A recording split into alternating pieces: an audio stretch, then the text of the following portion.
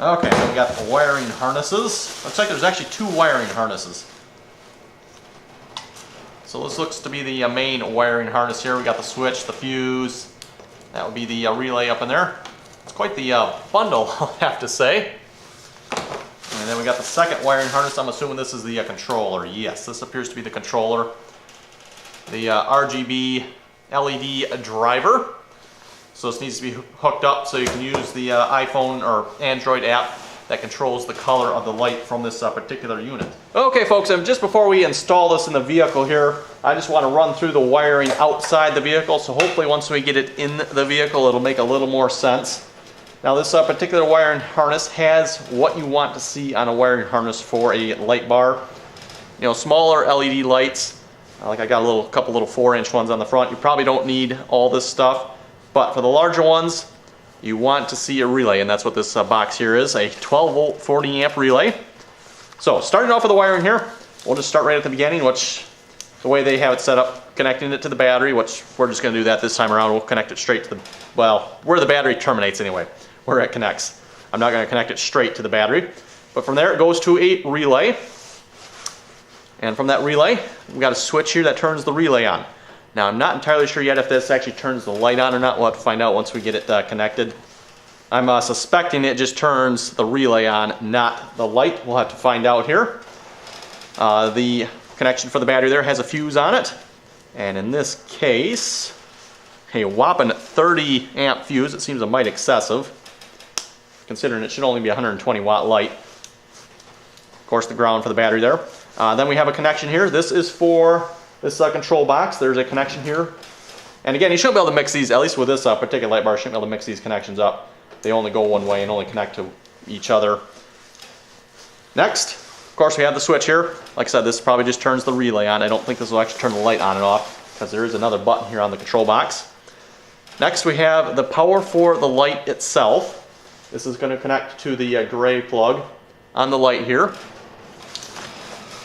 And then for the control box itself, again, like I said, this is the one that goes for the power from the first wiring harness there. And then we have a connection to the light. And again, you can't really mix these connections up. This one will not plug into that one. And then there is a button on here. And like I said, I'm assuming this is probably the button that actually turns the light on and off. So anyway, we'll get this installed in the vehicle here and see what it looks like. Okay, we're going to start installing this on the vehicle here. And just a disclaimer here, I want to say do at your own risk. But for the most part, this should be simple enough. So we're going to connect the red side, and at least on my truck here, the positive terminal connects up to the starter relay here, and I'm just going to put that up there. And then for the negative, I'm just going to connect that for the battery for the time being. This particular lead on here is just a little bit short where I'd like it to connect to. I'd like it to snake around and connect to the ground connection right. I know you can't see it on the camera, but there's a ground connection right underneath here. That's not quite long enough at the moment, so I'm just going to leave it like that. And then we're going to stick the other positive lead. Let's see if this will come off anyway. There we go. Okay, these terminals are just a little bit big for the connections I got on my truck. Not a big deal to switch those out to something a little more appropriately sized. Now, we got the switch here connected. I noticed we got power. I'm assuming, yes, now it's off. So we're going to get the second box here hooked up.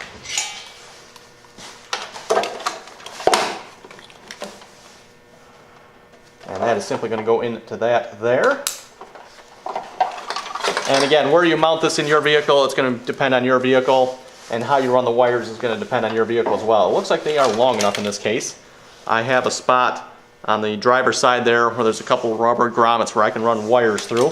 So this should be simple enough. Okay, we're going to go ahead and make the connections to the light here. And like I was saying, there's 2 connections. You got your main power. You can kind of tell the bigger, heavier wires. And these are apparently the control wires, I'm assuming. And these are all waterproof connections from the looks of it. So there we go. Light is now connected. And now we can get to try it out. Okay, we're going to go through how to set this up here. And the instructions aren't super helpful, other than the fact you can see the name of the app up there. So in order to control this light, you're going to need to download the app. Hopefully you can see that name there. Bleedim? Not exactly sure how you pronounce that. But you need to download and install that app. And like I said, there's supposed to be Android and Apple iPhone versions of that. So once you get the app installed, we can open the app up here.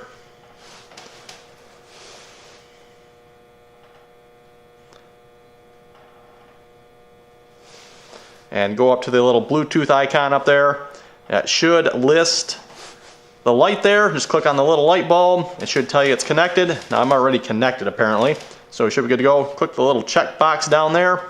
And we are ready to control our light. Okay, now for controls, it looks like the switch turns this light on and off. So we got light, shut the switch back off. This is the main switch, by the way, the big switch. And then for the button here changes colors. So we got blinking and strobing colors there. Push it again. It's got several different options. So then it looks like it goes to green, kind of a slow change. Push it again, it goes to another mode. Looks like that is solid red. Then looks like we got solid green, solid blue, solid, I think that's yellow, I'm assuming. And we'll shut the lights off here in a moment, and we can see the light a little bit better here, hopefully.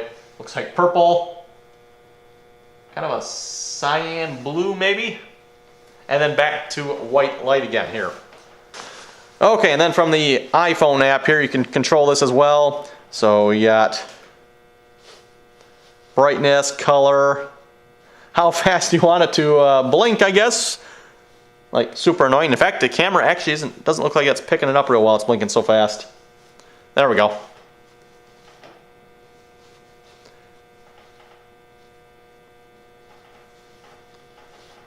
So dim it, brightness. Let's see, what does this one do?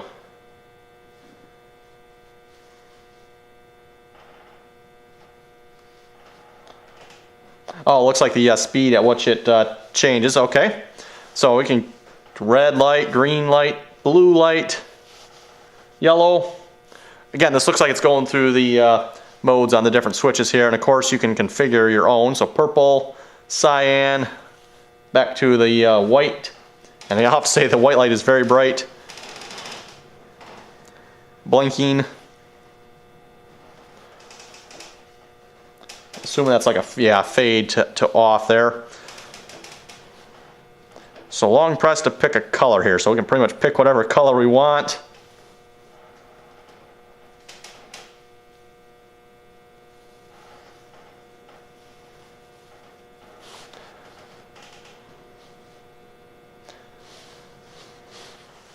Okay, we got the lights turned off here, so we're going to turn the LED light on.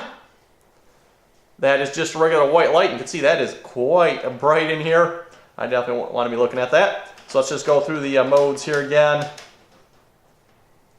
And again, this is just the color changing option here. So it's just cycling through the colors.